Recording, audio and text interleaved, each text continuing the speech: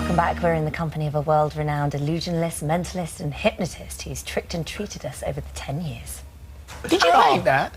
Yeah, it was actually upside down, and then I turned it round at the last minute, at the painting upside down. So you can paint as well? Yeah, I do. That's always been a big hobby of mine, and that is it was so quite interesting bringing it into the show. You are so clever. Oh, you're very kind. No, but you are. You are. I mean, you sort of watch these things, and it sort of borderlines on the superhuman. And I know you always say it's not magic. Yeah. It's what I've learned. It's what I've been doing all over the years. But people expect so much of you now. You've done so much that when they come to see you in one of your stage shows, they must just sit there and go, what's he going to do? Prepare to be amazed. Oh yeah. Well, there is always that pressure, you know, with the stage shows in particular. I don't know. I think with all of it, even with the TV, it's always been just driven by whatever feels important or worthwhile to me at the time. I think if you just try and outdo previous things or try and go bigger and better, you just get into madness and sort of territory. You've done some very big set pieces, haven't you? Hidden Camera Apocalypse was massive. Yeah. So do you get to the stage you think, OK, right, let's pare it back now. We've done the really big stuff. Let's pare it back. Well, I think certainly, hopefully there'll be some TV stuff out this year, and I think after something like Apocalypse, I probably need to do something very different, because there's sort of big hidden camera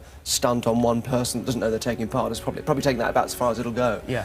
So whatever happens after that will be very different. But yeah, it's just about what feels worthwhile. I mean, Apocalypse had a very dramatic hook to it, but actually its message was about valuing what you have in life and taking a very stoic idea of to value the things you have. So as you have to at least mentally rehearse them being taken away. Yeah. So you remember to value them. So it came from a place that I thought was worthwhile. Well, I've watched you on the I've watched you on my own. I watched Enigma on my own, and I was sitting there watching that, and eventually I just went, "Oh, you are joking."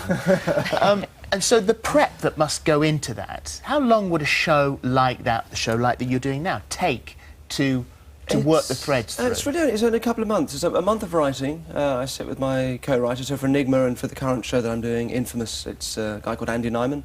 We sit for about a month and we come up with ideas. And then we have this sort of rehearsal period, which is odd because you can't really rehearse a show that's based on audience participation without an audience, but we do our best. I'll come and rehearse for you. Please do. I'll sit in the audience. Lovely. Do it for me. So we have a little go at sort of trying to make it work, and then during that month we kind of nail down as much of a script as I have from my side. And then you go out and do it, and the first night is just, you don't quite know if it's really going to work. And with the audience, I mean, you must have a sort of mix of people that are totally there, believing, just wanting to be part of it, and people who go, I'm going to catch them out, watch this, sometimes I'll they're put the my best hand people. up. Are they? Yeah. I sort of realised years ago that, you know, if you ask someone to think of a letter of the alphabet and they're playing along and they're just trying to be helpful, you've got a 1 in 26 choice. With someone trying to catch you out, they say, go on then, I bet you can't do it with me. You know they're thinking of Q or Z, so actually, bizarrely, it makes them more predictable. So sometimes that's helpful. Generally, I'm throwing out frisbees, so I don't really have any choice about who comes up, which is also part of what keeps it interesting for me. But occasionally, are there moments where someone will say something and you think, oh, God, I wasn't expecting that? Or are we just all sheep? No, people are...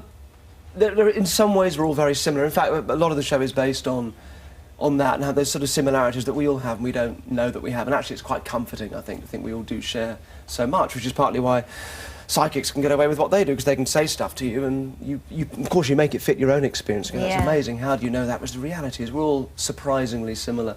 But equally, yeah, sometimes people are odd and sometimes people do behave oddly, particularly on stage, because it's an odd thing coming up and being on stage, and it makes people nervous, and then that nervousness can go into odd places, and sometimes they act strangely.